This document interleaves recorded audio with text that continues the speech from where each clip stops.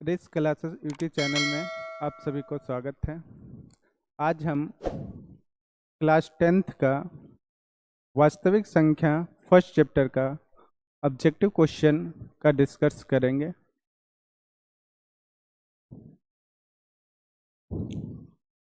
First question है, Euclid विभाजन algorithm दो धनात्मक पूर्णांकों के निम्नलिखित में से किस परिकलन करने की तकनीकी है। यहाँ पे बात किया गया है यूक्लिड विभाजन का। यूक्लिड विभाजन एचसीएफ निकालने के लिए प्रयोग किया गया था। यूक्लिड एक वैज्ञानिक का नाम था जिन्होंने फर्स्ट बार एचसीएफ निकालने की प्रक्रिया को अपनाया था, जो भाग विधि से अपनाया गया था। उसी के भाग विधि से एचसीएफ निकालने के लिए जो सिखाया गया था वही इसमें प्रयोग किया गया है। तो इसमें जो आंसर होगा वो बी ऑप्शन सही है।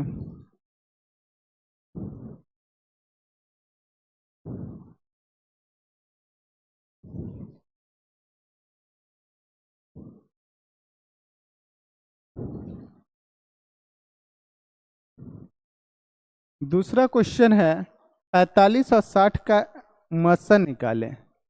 मसा जो निकालने का विधि होता है वो दो विधि से होता है। एक होता है फर्स्ट जो विधि होता है वो भाग विधि होता है। फर्स्ट जो विधि होता है वो भाग विधि होता है, और एक दूसरा विधि होता है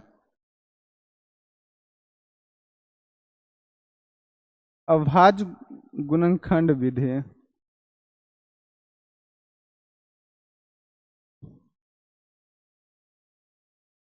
एचसीएफ दोनों विधि से निकाला जाता है, भाग विधि से और अभाज्य गुणनखंड विधि से। भाग विधि से हम लोग जनरली भागा देख के निकालते हैं। जैसे 45 और 60 का है तो जो स्मॉलेस्ट नंबर होता है उससे बिगेस्ट नंबर को डिवाइडेड कर देते हैं। तो 1 बार में लगेगा 45, रिमेंबर जो बचेगा वो 15, फिर लगाएंगे 45, 3 बार में 45। जब रिमेंबर 0 बच जाता है तो जो भाजक होता है वही एचसीएफ कहलाता है। तो एचसीएफ इक्वल टू 15 हो गया। अभाज्य गुणनखंड विधि जो होता है उसमें दोनों संख्या का पहले अभाज्य गुणनखंड निकाल लेते हैं। अभाज्य गुणनखंड निकालने के बाद जो दोनों में कॉमन होता है उसी को एचसीएफ कहते हैं। एचसीएफ का फुल फॉर्म ही होता है हायर कॉमन फैक्टर। ठीक है, मतलब जो दोनों नंबर या दो से अधिक नंबर का जितने भी नंबर का एचसीएफ हम लोग निकालते हैं उसमें जितने भी नंबर से सभी में जो कॉमन मिलता हो, जो सभी में प्रेजेंट होता है, उसी को हम लोग एचसीएफ कहते हैं। यहाँ दो नंबर है 45 और 60, तो 45 और 60 का हम लोग अभाज्य गुणनखंड निकाल लेंगे। 3 से 15, 3 से 5। 60 का अभाज्य गुणनखंड निकालेंगे, 2 से 30, 2 से 15, 3 से 5। अब यहाँ पे दोनों में देखते हैं कि मिलता क्या क्या है। तो एक 3 दोनों में मिल रहा है और एक 5 दोनों में मिल रहा है, जो कि दोनों में कॉमन है। तो 3 इंटू का जो 5 होगा वही एचसीएफ होगा। तो यहाँ भी एचसीएफ जो आया वो 15 आया। ऑप्शन नंबर डी यहाँ सही था।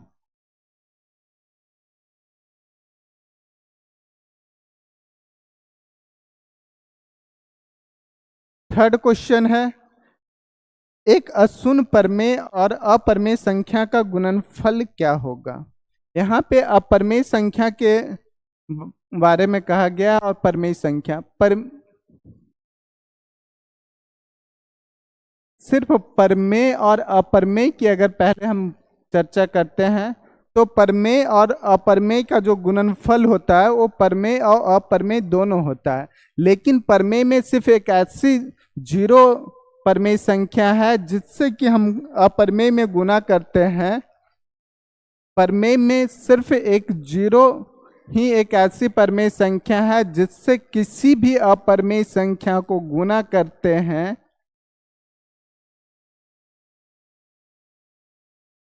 तो जो रिजल्ट आता है वो 0 आता है। 0 जो कि परमेय संख्या है।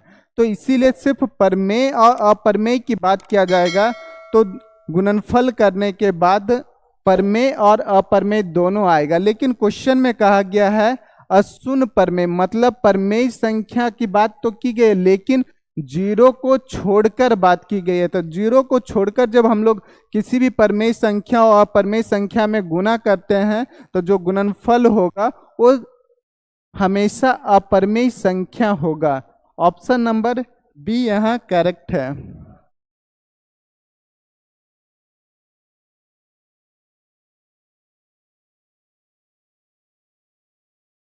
फोर्थ नंबर क्वेश्चन है, यदि p एक धनात्मक पूर्णांक है तो धनात्मक सम पूर्णांक का रूप क्या होगा। यहाँ पे एक नंबर की बात की गई है p एक धनात्मक पूर्णांक है। धनात्मक पूर्णांक कहने का मतलब हुआ वो सिर्फ प्लस में है, लेकिन वो सम है या विषम है इसकी जिक्र नहीं किया गया। यहाँ पे p दोनों रूप में हो सकता है, सम रूप में भी हो सकता है और विषम रूप में है, लेकिन कहा गया है पूर्णांक है तो धनात्मक सम पूर्णांक का रूप, अगर वो जिस भी रूप में है तो उसे अगर हम सम के रूप में बदलना चाहे तो क्या होगा।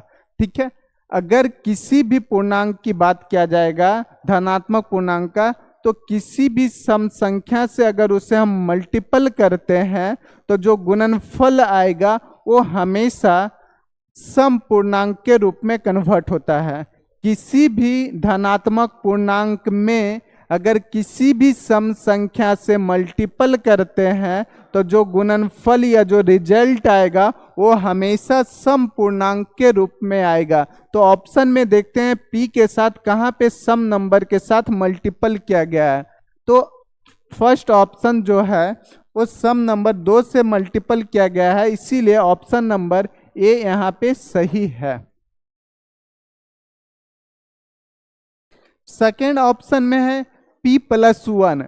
यहाँ पे p+1, अगर p यहाँ पे विषम संख्या है तो 1 जोड़ेंगे तब तो ये सम संख्या में कन्वर्ट हो जाएगा, लेकिन अगर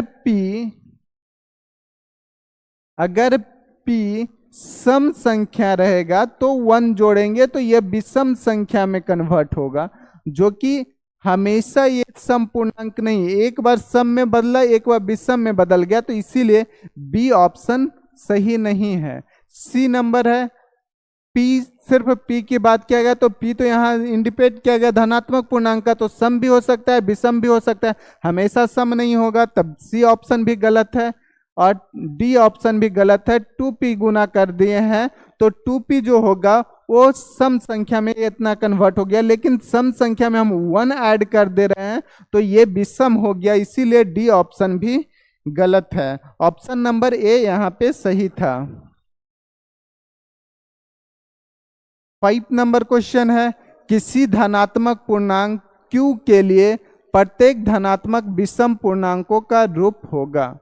यहाँ पे q की बात की गई है कि q एक धनात्मक पूर्णांक है, यहाँ पे कन्वर्ट करना है विषम पूर्णांक में। अभी पहले के क्वेश्चन में ही जिक्र किया गया है कि किसी भी धनात्मक पूर्णांक में किसी भी सम संख्या से मल्टीपल करते हैं तो जो गुणनफल आएगा या जो रिजल्ट प्राप्त होगा वो एक सम पूर्णांक प्राप्त होगा।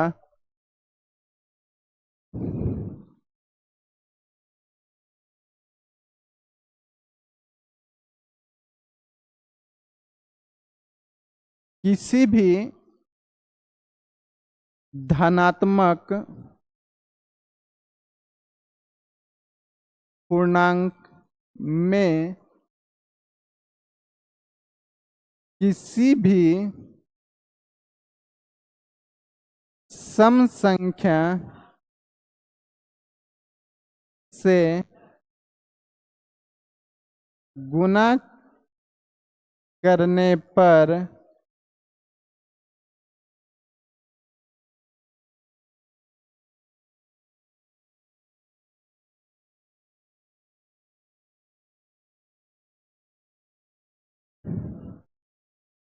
गुणनफल हमेशा सम संख्या होता है। अब यहाँ Q में किसी भी सम संख्या सभी ऑप्शन में देखते हैं तो 6 से मल्टीपल किया गया है। तो जब 6 से हम मल्टीपल Q में करते हैं तो 6Q जो हुआ ये हमेशा क्या आ गया, सम पूर्णांक हो गया। क्या हो गया, सम पूर्णांक हो गया।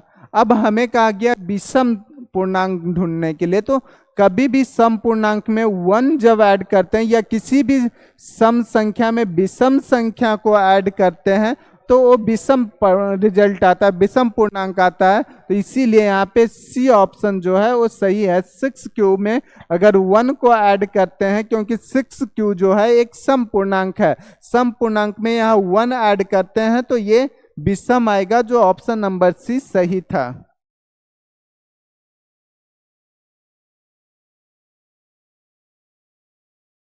सिक्स नंबर क्वेश्चन है, यदि भाग algorithm A equal to B Q plus R में A equal to 72, Q equal to 8 तथा आर इक्वल टू 0 हो तो बी का वैल्यू निकाले। ये बहुत ही आसान सा क्वेश्चन है, इसमें कुछ नहीं करना है। जो दिया गया है A equal to B Q plus R, यहाँ पे सभी का वैल्यू पुट आउट कर देना है तो बी का वैल्यू आ जाएगा।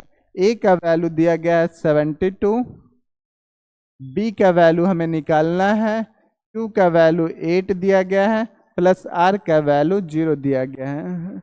बी इक्वल टू हो जाएगा 72 डिवाइडेड बाई 8, 9 बार में ये कैंसिल हो जाएगा तो बी का वैल्यू 9 आया, जो ऑप्शन नंबर ए सही है। इसमें किसी को दिक्कत नहीं हुआ होगा।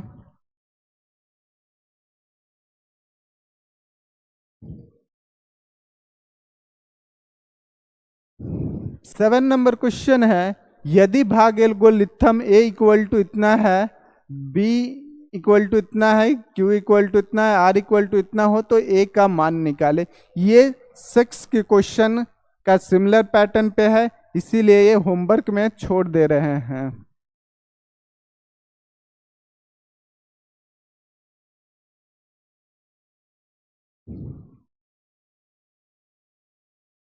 8 नंबर क्वेश्चन भी पीछे का सिमिलर क्वेश्चन है, ये भी होमवर्क में छोड़ दे रहे हैं। ये तीनों एक ही टाइप का क्वेश्चन है।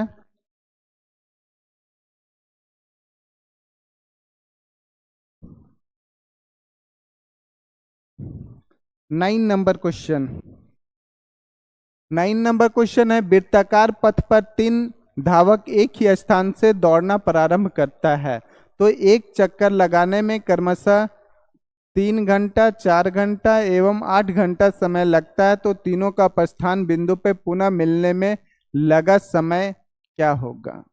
कहा गया है एक वृत्ताकार पथ है,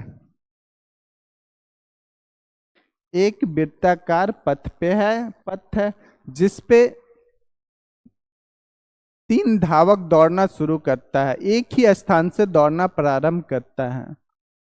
मान लेते हैं यहां से 3 धावक दौड़ना शुरू किया। प्रथम धावक एक चक्कर पूरा करने में 3 घंटा लेता है, दूसरा एक चक्कर पूरा करने में 4 घंटा लेता है और तीसरा है जो कि 8 घंटा समय लगाता है। कहा गया है कि तीनों का प्रस्थान बिंदु पर पुनः मिलने में लगा समय क्या होगा। कहा गया यहीं पे तीनों एक ही स्थान पे तीनों कब मिलेगा, कितने टाइम में मिलेगा। अब तीनों धावक कितने चक्कर लगाते हैं उससे कोई मतलब नहीं है, सिर्फ हमें यह ज्ञात करना है कि जहां से दौड़ना शुरू किया उसी स्थान पे तीनों कब आपस में मिलेगा। तो 3 घंटा और 4 घंटा और 8 घंटा जो है इसी का सिर्फ एलसीएम निकालना था। तो 3, 4 और 8 का एलसीएम लेना है। 2 बार में लग जाएगा 3, 2, 4, फिर 2 बार में लग जाएगा 3, 1, 2, एलसीएम इक्वल टू हो जाएगा 2 इंटू 2 इंटू 3 इंटू 2, 2 दूना 4, 4 तिहाई 12, 12 दूना 24, 24 घंटा बाद तीनों धावक पुनः अपने प्रारंभिक स्थान पे मिलेगा। ऑप्शन नंबर 4 करेक्ट है।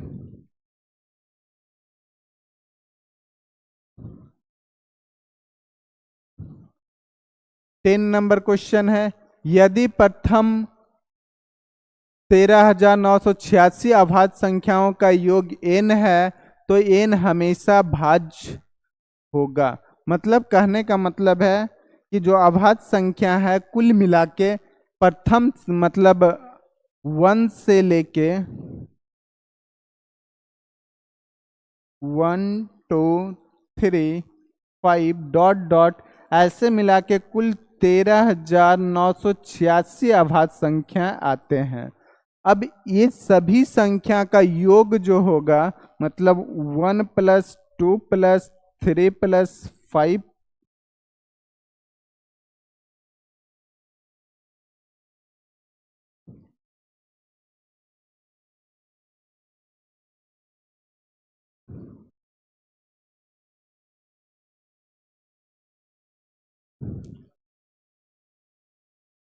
अभाज्य संख्या की बात की गई है तो अभाज्य संख्या 2 3 5 7 11 डॉट डॉट कुल मिला के 13,986 अभाज्य संख्या आते हैं।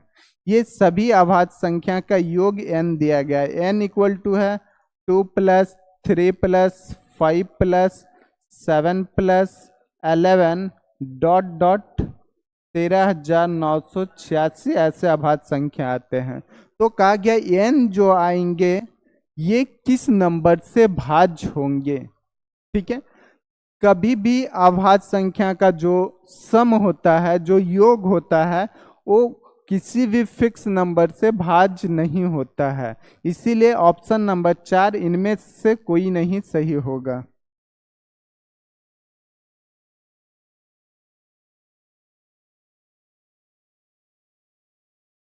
11 नंबर क्वेश्चन है, सबसे छोटा पूर्ण वर्ग संख्या जो 16, 20 तथा 24 प्रत्येक से भाज्य हो वह क्या होगा।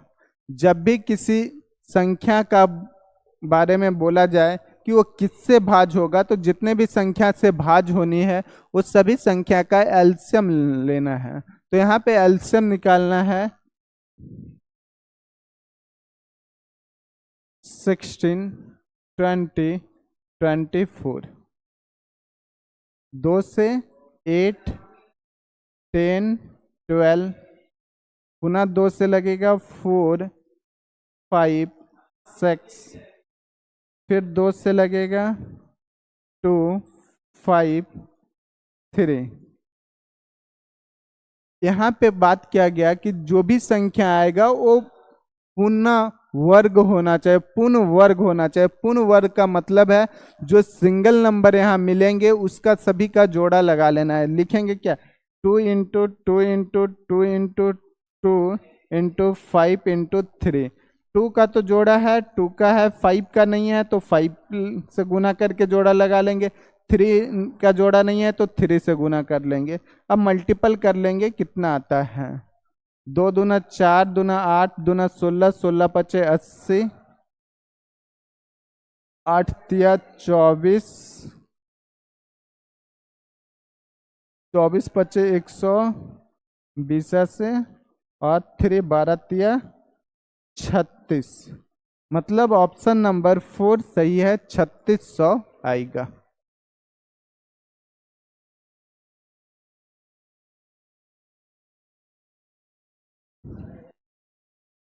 12 नंबर क्वेश्चन है, दो संख्या का लसा उनके मसा का 14 गुना है, उसके लसा और मसा का योग 60 है। यदि एक संख्या 280 है तो दूसरी संख्या निकालें। यहाँ पे कहा गया है दो संख्या का जो लसा है और मसा है, ठीक, ये दिया गया है मसा का 14 गुना है। यहाँ पे ना तो लसा डिफाइन किया गया ना तो मसा, तो किसी भी हम एक चीज मान लेते हैं,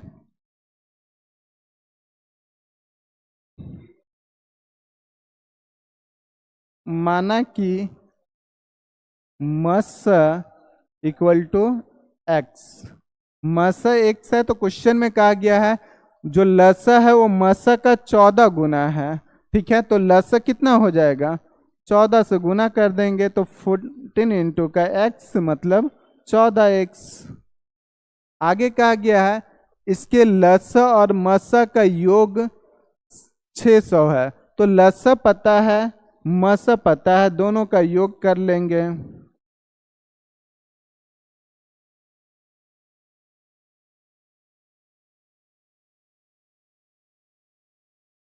लस प्लस का मस, लस है 14x प्लस का मस है x इक्वल टू 15x, जबकि क्वेश्चन में दिया गया है कि लसा और मसा जो है वो 600 है, तो हो जाएगा 15x इक्वल टू 600।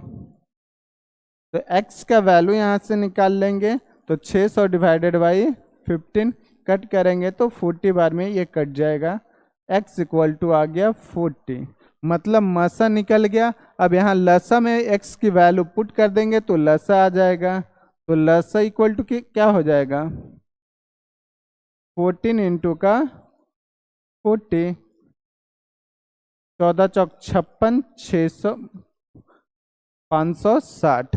लसा और मसा आ गया, जबकि एक संख्या दिया गया है तो दूसरी संख्या निकालना है। दूसरी संख्या निकालने का सिंपल सा फॉर्मूला होता है, दूसरी संख्या इक्वल टू होता है लस इंटू मस डिवाइडेड बाई प्रथम संख्या। लस 560 मस 40, जबकि प्रथम संख्या दिया गया है 280। 1 0 से 1 0, 28 दूना 56, 4 दूना 8, 40 दूना 80, मतलब दूसरी संख्या जो आया वो 80 आया। ऑप्शन नंबर 2 में सही है, ऑप्शन नंबर 2 करेक्ट है।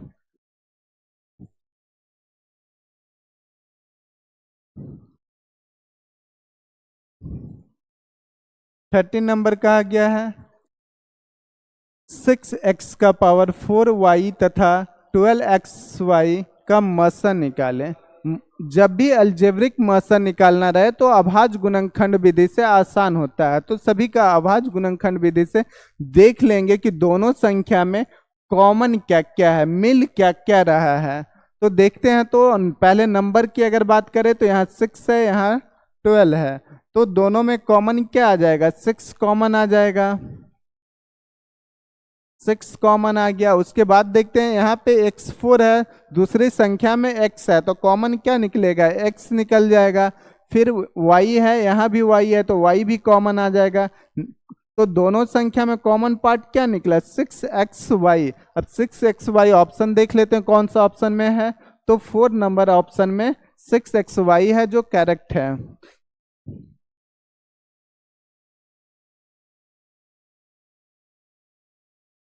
चौदह number question, under root 10 into under root 15 बराबर है। ये दो अपरिमेय संख्या है जिसे सिर्फ मल्टीपल करना है। मल्टीपल जब अपरिमेय संख्या का करते हैं तो वो रूट में ही रह जाता है, सिर्फ अंदर का जो नंबर होते हैं वो मल्टीपल होते हैं। जैसे फॉर एग्जाम्पल अगर root a into root B है तो इक्वल टू होता है अंडर रूट ए बी। यहाँ पे रूट जो होता है, रूट जैसे के तैसे रह जाता है, दोनों नंबर जो होते हैं a और b वो आपस में मल्टीपल होते हैं। तो यहाँ पे कहा गया root 10 into root 15 equal to क्या होगा, तो हो जाएगा रूट 10 इंटू रूट 15।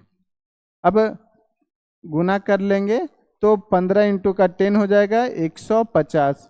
अब यहाँ पे 150 जो है इसे रूट सॉल्व करेंगे तो 150 का पहले अभाज्य गुणनखंड लिख लेंगे। 2 से लगेगा 75, 3 से लगेगा 25, फिर 5 से लगेगा 5। अब यहाँ पे जोड़ा सिर्फ 5 का मिल रहा है तो 5 रूट से बाहर रहेगा, बाकी जो है वो रूट के अंदर रहेगा। तो 3 × 2 6 मतलब 5√6। 5√6 ऑप्शन में देख लेंगे कहाँ है, ऑप्शन नंबर ए करेक्ट है।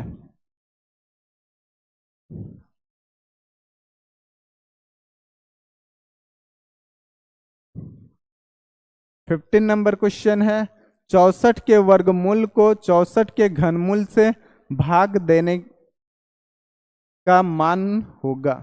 यहाँ पे कहा गया 64 का जो वर्गमूल होगा वो 64 के घनमूल से डिवाइड करेंगे तो क्या आएगा। तो 64 का पहले वर्गमूल निकाल लेते हैं। वर्गमूल निकालने का मतलब हुआ 64 का रूट निकालना। 64 का रूट निकालते हैं तो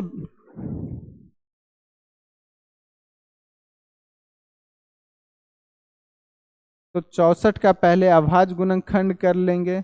2 से 32, 2 से 16, 2 से 8, 2 से 4, 2 से 2। 64 इक्वल टू क्या लिख सकते हैं, 2 × 2 × 2 × 2 × 2 × 2। अब यहाँ पे जोड़ा देख लेंगे क्या क्या मिल रहा है। तो 1 2 का, 1 2 का, यहाँ 2 का, मतलब जो स्क्वायर जो रूट निकला, स्क्वायर रूट जो निकला वो 2 × 2 × 2 मतलब 64 का जो रूट निकला वो 8 आया। फिर 64 का घनमूल निकाल लेंगे। घनमूल निकालते समय 3 गो पे जोड़ा निकालते हैं। तो क्या था, 2 × 2 × 2 × 2 × 2 × 2। अब 3 गो पे जोड़ा लगाएंगे तो एक जोड़ा यहाँ मिला, एक जोड़ा यहाँ मिला। तो 64 का जो घनमूल निकलेगा वो 2 × 2 मतलब 4। क्वेश्चन में कहा गया है 64 का वर्गमूल मतलब 8 को 64 का घनमूल मतलब 4 से भागा देने पे क्या आएगा। तो 8 को जब 4 से भागा देंगे तो भागफल जो आएगा वो 2 आएगा। ऑप्शन नंबर 2 में सही है।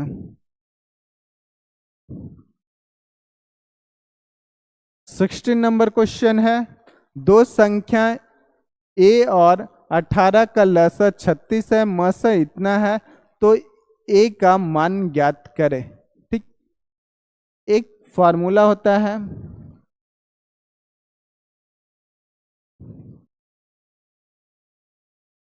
प्रथम संख्या इंटू दूसरी संख्या इक्वल टू लसा इंटू मसा। प्रथम संख्या दिया गया है a है, दूसरी संख्या 18 दिया गया है, लसा 36 दिया गया है और मसा 2 दिया गया है। तो a इक्वल टू हो जाएगा 36 × 2 डिवाइडेड बाई 18। 2 बार में कटेगा, 2 दूना 4। ऑप्शन नंबर सी करेक्ट है।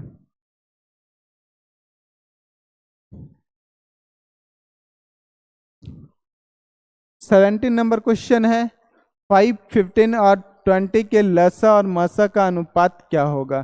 3 नंबर दिया गया है, लसा निकालना है और मसा निकालना है। तो पहले लसा निकाल लेते हैं।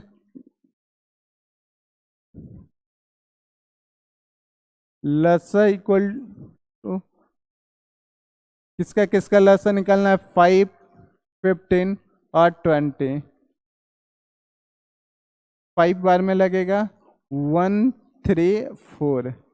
लसा इक्वल टू हो जाएगा 5 × 3 × 4, 5 या 15, 15 चौका 60। मसा निकाल लेते हैं। मसा इक्वल टू, मसा निकालना अभाज्य गुणनखंड विधि से मसा निकाल लेंगे। तो 5 का अभाज्य गुणनखंड विधि 5 पे होगा। 15 का निकालेंगे तो 3 से लगेगा 5 हो जाएगा, और 20 का निकालेंगे 2 से लगेगा 10, 2 से लगेगा 5। अब तीनों में कॉमन देखते हैं तो सिर्फ 5 कॉमन मिलता है। तो मसा इक्वल टू हो जाएगा 5। लसा निकाल लिए, मसा निकाल लिए। क्वेश्चन में कहा गया लसा और मसा का अनुपात क्या होगा। अनुपात इक्वल टू हो जाएगा लसा और मसा का अनुपात। इक्वल टू हो जाएगा लस डिवाइडेड बाई मस। लस निकाले हैं 60, वैल्यू पुट आउट कर देंगे। मस का वैल्यू है 5, 5 कैंसिल होगा 12 बार में, तो हो जाएगा 12:1। अब ऑप्शन नंबर देख लेते हैं कौन सा है, तो ऑप्शन नंबर डी करेक्ट है।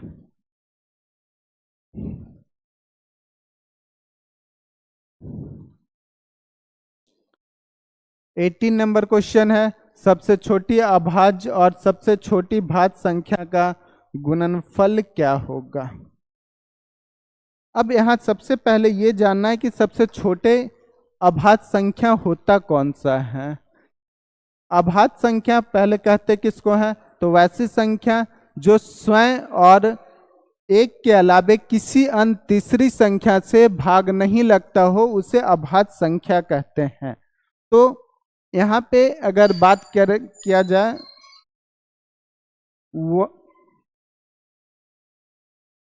1 2 3 4 5 डॉट डॉट, इसमें सबसे छोटी अभाज्य संख्या क्या जाए। सबसे छोटी अभाज्य संख्या होता है कम से कम वो 2 नंबर से डिविजुअल होना चाहिए। एक 1 से डिविजुअल होनी चाहिए और एक स्वयं से होनी चाहिए। 1 जो होता है वो सिर्फ अपने आप से डिविजुअल होता है, किसी अन्य नंबर से नहीं होता है। तो कम से कम 2 नंबर से डिविजुअल होनी चाहिए। तो यहाँ पे सबसे जो छोटी अभाज्य संख्या है वो 2 है। 2 जो होता है वो 1 से डिविजुअल भी होता है और स्वयं 2 से डिविजुअल होता है। तो ये सबसे छोटी अभाज्य संख्या है। 2 है जो सबसे छोटी अभाज्य संख्या। 1 अभाज्य ना तो भाज्य कुछ भी नहीं है, सबसे छोटी अभाज्य संख्या है। अब सबसे छोटी अभाज्य संख्या तो मिल गई और कहा गया सबसे छोटा भाज्य, तो यहाँ पे 4 है जो सबसे छोटा भाज्य है, क्योंकि 4 जो है वो किससे किससे डिविजुअल होता है, 1 से डिविजुअल होगा, 2 से भी डिविजुअल होगा और स्वयं 4 से होगा। भाज्य संख्या कहता है कम से कम 3 नंबर से वो डिविजुअल होनी चाहिए। सभी नंबर जो होते हैं 2 नंबर से डिविजुअल होते हैं, 1 और स्वयं से, लेकिन 4 है जो 3 नंबर से डिविजुअल है। अभाज्य जो होंगे वो 2 नंबर से डिविजुअल होंगे, अपने आप से और 1 से, मतलब स्वयं से होंगे और 1 से होंगे। अभाज्य जो होते हैं वो कम से कम 3 नंबर से डिविजुअल होनी चाहिए वो भाज्य कहलाते हैं। तो 4 है जो 1 2 और 4 से डिविजुअल है, इसलिए 4 जो है वो सबसे छोटी भाज्य संख्या है, सबसे छोटी भाज्य संख्या है। यहां से हमें दोनों संख्या मिल गई, सबसे छोटी अभाज्य संख्या और सबसे छोटी भाज्य संख्या। अब कहा गया है क्वेश्चन में सबसे छोटी भाज्य और सबसे छोटी अभाज्य संख्या का गुणनफल क्या होगा। तो दोनों संख्या का गुना कर लेंगे, तो 4 इंटू का 2 करेंगे तो 8 आएगा, जो कि ऑप्शन नंबर बी करेक्ट है।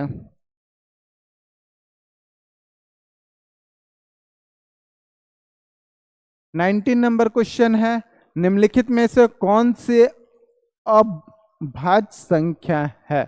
अभी हम अभाज्य संख्या का जिक्र किए थे कि अभाज्य संख्या कहते किसको है, ठीक है।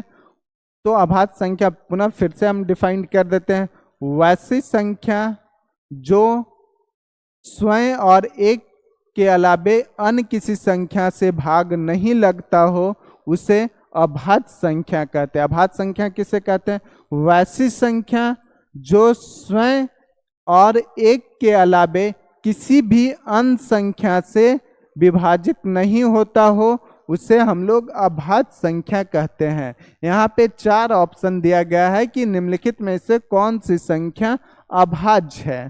तो पहले हम ए ऑप्शन का देखते हैं, जो स्वयं और एक के अलावे किसी अन्य नंबर से भाग लगता है या नहीं। तो जो 29 है वो 1 और 29 खुद से भाग लगता है, अन्य किसी से नहीं लगता है। तो ये ऑप्शन नंबर ए सही है। अभी ऑप्शन चेक कर लेते हैं, 25 किससे भाग लग जाएगा, तो 1 से भी लगेगा, 5 से भी लगेगा और 25 से लगेगा। 16 होगा जो किससे भाग लग जाएगा, 1 से लग जाएगा, 2 से लग जाएगा, 4 से लग जाएगा, 8 से लग जाएगा और 16 से लग जाएगा, इसलिए ये भी भाज्य है। 15 जो है ये भी 1 से लग जाएगा, 3 से लग जाएगा, 5 से लग जाएगा और 15 से लग जाएगा। यहाँ पे 29 सिर्फ एक ऐसी संख्या है जो अपने आप और 1 से डिविजुअल है, इसीलिए 29 जो होगा वो एक अभाज्य संख्या है। ऑप्शन नंबर ए करेक्ट था।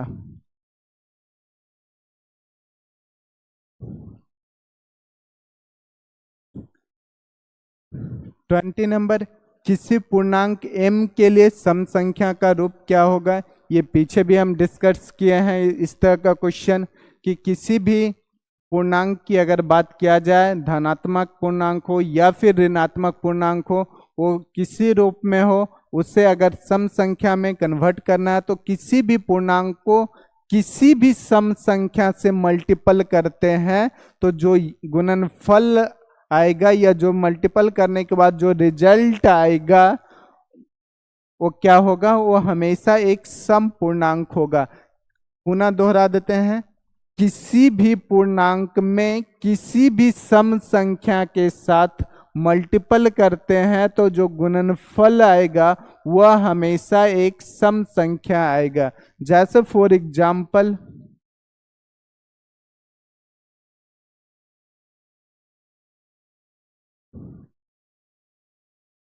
7 एक विषम संख्या है, विषम संख्या है। इस 7 में हम किसी भी सम संख्या, जैसे 2 से मल्टीपल करते हैं तो 14 आता है जो कि एक सम संख्या है।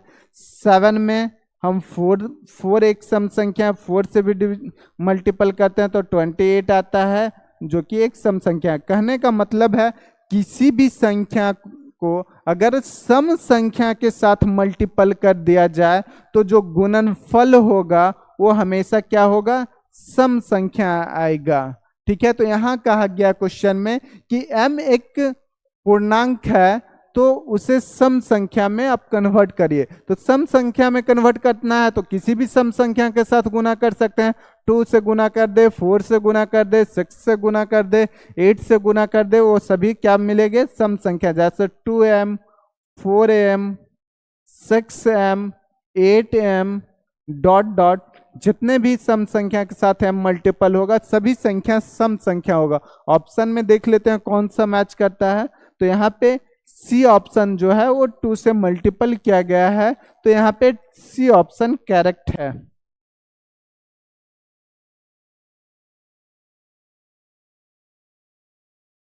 लास्ट क्वेश्चन है 21। क्वेश्चन है निम्नलिखित में से कौन सा अभाज्य संख्या है। जस्ट एक दो क्वेश्चन पहले ही हम डिस्कस किए थे कि अभाज्य संख्या कहते किसको हैं, फिर से हम यहाँ दोहरा देते हैं। अभाज्य संख्या कहते किसको हैं, तो वैसी संख्या जो एक और स्वयं के अलावे किसी अन्य संख्या से भाग नहीं लगता हो उसे अभाज्य संख्या कहते हैं। यहाँ पे देख लेते हैं, एक और स्वयं के अलावे किसी अन्य संख्या से जो भाग नहीं लगेगा वो अभाज्य संख्या होगा। 15 है तो 15 जो होता है वो 3 और 5 से भी डिविजिबल है, ये 3 और 5 से डिविजिबल है तो ये तो नहीं होगा। 12 2 से डिविजिबल है, 3 से भी डिविजिबल है, 4 से भी डिविजिबल है, ये भी नहीं होगा। 75 3 से है, फिर 15 से भी होगा, 5 से भी होगा, 25 से होगा, ये भी नहीं होगा। यहाँ 23 जो है वो सिर्फ 1 और 23 से डिविजिबल है, तो बी ऑप्शन जो है 23 वो एक अभाज्य संख्या है। ये आज का लास्ट क्वेश्चन था। आशा करते हैं सभी लोग को क्वेश्चन समझ में आया होगा। इस क्वेश्चन को पुनः अपने से पुनः प्रैक्टिस करिएगा तो क्वेश्चन बहुत आसान है। सभी क्वेश्चन दोबारा बनाने का प्रयास करने के बाद बन जाना चाहिए। उम्मीद करते हैं कि सभी को ये वीडियो पसंद आया होगा। आज के लिए बस इतना ही। नेक्स्ट क्लास में इससे और भी अधिक ऑब्जेक्टिव क्वेश्चन का जिक्र करेंगे, चर्चा करेंगे। अभी वास्तविक संख्या का बहुत सारे क्वेश्चन बाकी है जो कि नेक्स्ट वीडियो में चर्चा करेंगे। धन्यवाद।